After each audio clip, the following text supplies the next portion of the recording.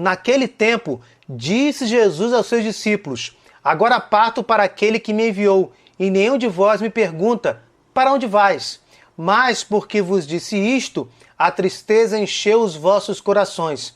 No entanto, eu vos digo a verdade, é bom para vós que eu parta. Se eu não for, não virá até vós o defensor. Mas se eu me for, eu vô-lo mandarei. E quando vier, ele demonstrará ao mundo em que consistem o pecado, a justiça e o julgamento. O pecado porque não acreditaram em mim, a justiça porque vou para o Pai, de modo que não mais me vereis, e o julgamento porque o chefe deste mundo já está condenado. Aqui nós vemos de uma forma bem clara um tratado, uma explicação ainda que muito simples, muito inclusive sintética, sobre o Espírito Santo.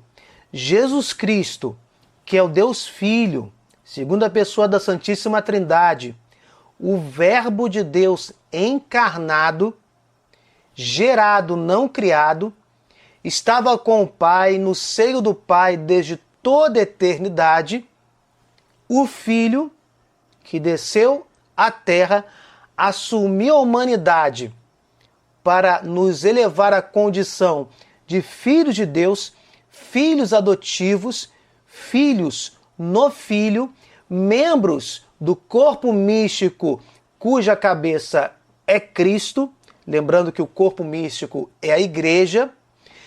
Este Filho precisava voltar para o seio do Pai. Ele precisava retornar. A sua missão aqui na terra já estava cumprida. Ele venceu o pecado, o inferno e a morte. Venceu a morte apresentando-nos o corpo ressuscitado. Subiria aos céus em corpo e alma. E sopraria sobre nós o Espírito Santo. Já diz o credo niceno-constantinopolitano, aquele credo grandão que costumamos recitar em algumas missas solenes. O Espírito procede do Pai e do Filho. Jesus precisava voltar para o seio do Pai, Jesus precisava subir aos céus e enviar o defensor, enviar o Espírito Santo, o Paráclito, aquele Espírito que é o Espírito do Pai, que é o Espírito do Filho, o Espírito de Cristo, que é a alma da igreja, o Espírito Santo que é a terceira pessoa da Santíssima Trindade, o próprio Deus, na pessoa divina do Espírito Santo, desceria sobre nós e nos ajudaria a entender os ensinamentos de Jesus, a não esquecer a doutrina deixada por Jesus, e também o Espírito Santo nos ajudaria a preservar toda esta verdade ao longo da história da igreja. E nós sabemos que o Espírito Santo também tem como missão, de uma forma bem simples, santificar todos os sacramentos instituídos por Jesus Cristo seriam administrados pela igreja. O batismo, a confirmação ou crisma, a Eucaristia, a unção dos enfermos, a confissão, a ordenação dos padres, e aí temos também, obviamente, os diáconos e os bispos, e o matrimônio. Todos os 7 sacramentos só seriam possíveis através da ação da terceira pessoa da Santíssima Trindade.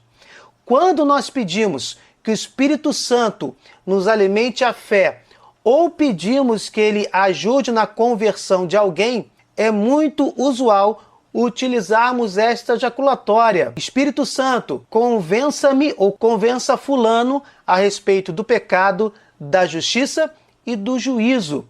Esta jaculatória é justamente retirada deste versículo, João 16, versículo 8. Que o Espírito Santo nos ilumine e nos convença cada dia mais a respeito do pecado, da justiça e do juízo.